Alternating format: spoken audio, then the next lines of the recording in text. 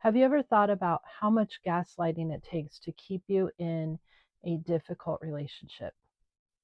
Now, we've all heard about how certain types of people use gaslighting, and they use gaslighting to make you doubt what you see, what you believe, what you think, and to pretty much undermine your own logical thought processes, and so that you replace what you think with what they think or what they want you to think. But that's not what I'm talking about today. Today, I'm talking about how you gaslight yourself to stay in that relationship. So, like I just explained, we often think about how this person tries to reprogram our minds so that we accept things that we normally wouldn't, um, and that keeps us in the relationship. But I was thinking about it today and thinking about the amount of gaslighting I did to myself to keep me in that relationship. And what would this look like? This looks like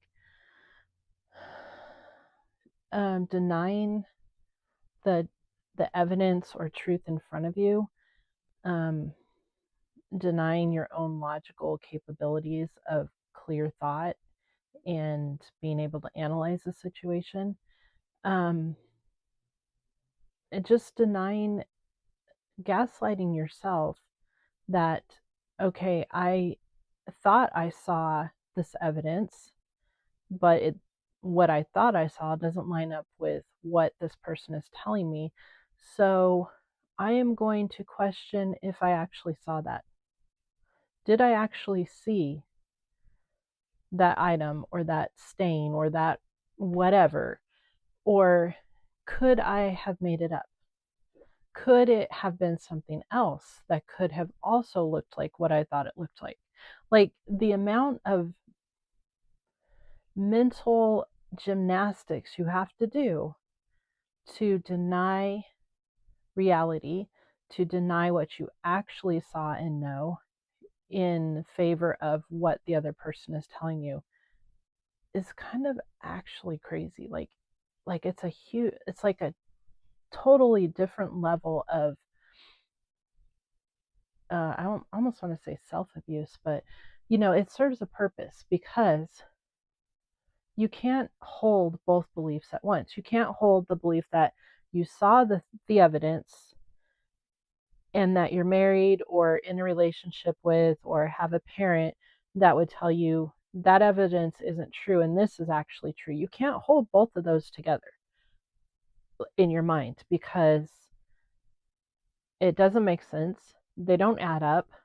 They aren't 1 and 1 plus 1 equals 2. It's 1 plus 1 equals negative 57 million. And so enable for you to actually not feel insane, you have to let go of either what you saw or what the person is telling you is the truth. And you have to stick with one or the other. Now, to stay in the relationship, you have to stick with what the person is telling you is the truth over what you actually saw. What a way to really damage someone's mind. Can you imagine? Uh, you know, it's like, have you ever kind of been teasing or playing around with your child or with a child, and or even, how about, let's do it this way. Um, Sometimes kids like to make up little games, and so they will go with the game that is not rooted in reality, meaning they will say that an object is a different color than it really is. And then you have this kind of playful argument, but it's green, no, it's blue.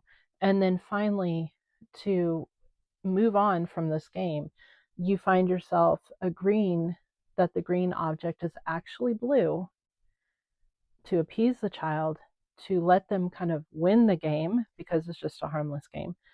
But in your mind, you know it's really green, but you're willing to call it blue for the sake of peace.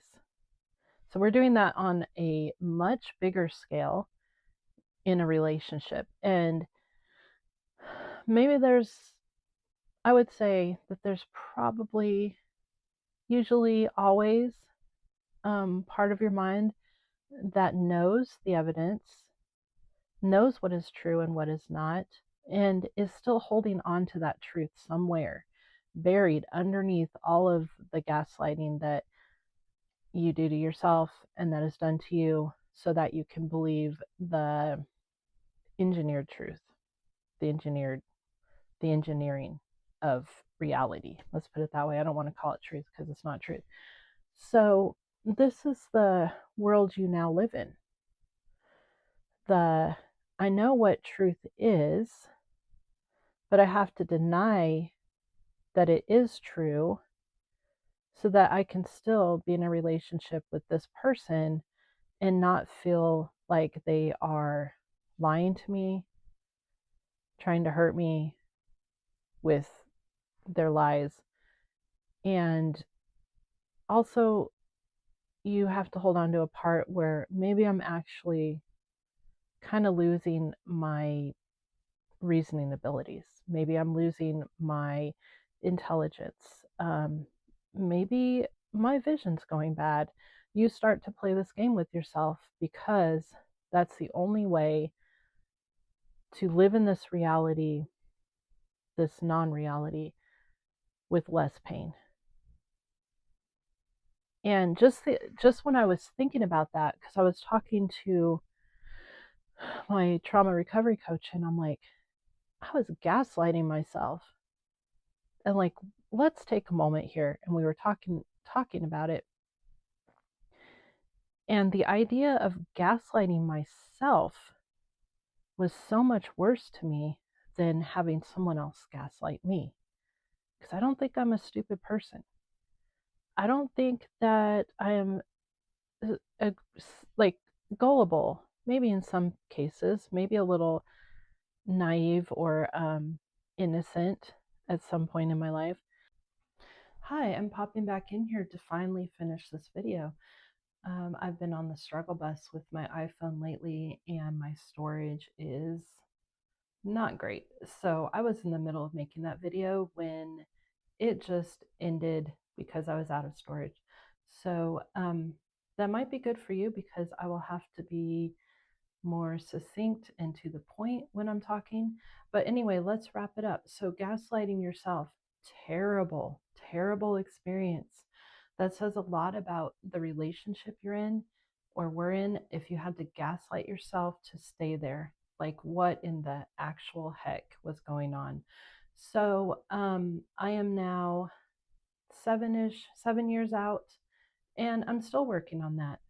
I am still working on boundaries, being honest about a situation with myself, being honest about how people are treating me, how I'm interacting with them, and learning to live in honesty in my thoughts and in my relationships. And that's the major takeaway I have gotten from the experience of gaslighting myself so heavily in a relationship that I didn't even know um, what I liked anymore.